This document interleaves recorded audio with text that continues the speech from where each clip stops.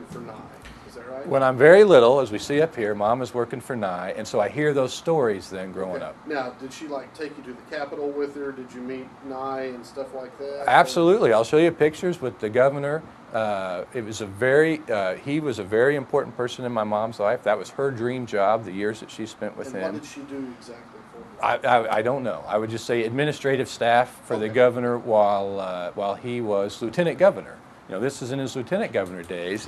And then we go to Stillwater. She sees the inauguration. I think it's shortly thereafter he's inaugurated as governor that we go to Stillwater when my dad starts teaching. Okay. But I hear these stories, you know, for years but about. Did you also hear the covering the politician stories from your dad? Was that A little bit, but more so my mom. I mean, the real focus on the real interest in the politics. Both are interested, but my mom really gave me the stories about, well, here's what it was like in the trenches, and then starts pointing out political role models. That's where it bubbled up from your mom. Exactly, and then she focuses me on making sure you understand Kennedy and making sure you understand Roosevelt. And both your parents Democrats? Actually, you know, we'd almost have to ask them. My mother was, no question, a Democrat in her youth. She's more centered now.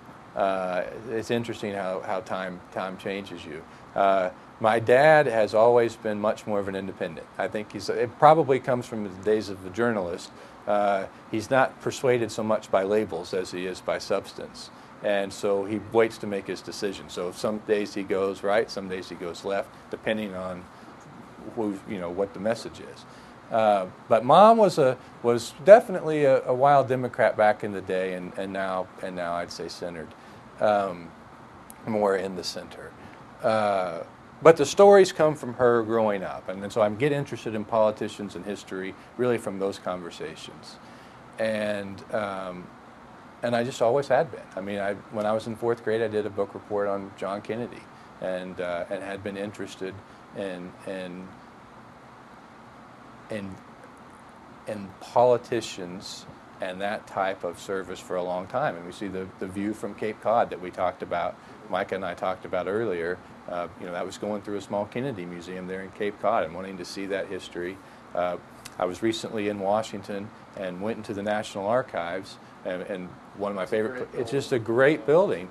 And Brad and I were there a week or so ago, and we went into the archives, and obviously we went through the rotunda to see our founding documents. But my favorite place in the archives is to go to the phone booth that they have, where you can pick up the phone, and they have a series of conversations that have been recorded with presidents. So you can listen to history happening. There's a great conversation on there with Johnson, and you get the Johnson treatment. You know, Johnson has just appointed his old mentor to serve on the Warren Commission after the assassination. And his mentor, I can't remember his name now, I think he's a United States Senator, is saying, I hate that damn Warren, and there's no way I'm serving on a commission with them. And it goes through about 10 minutes of Johnson working him over, and the treatment we all hear about, until finally at the end, the poor guy's so beat down, he just says, Mr. President, I'd be honored to serve on that commission. And so that's interesting, I think, and I've always been interested in that.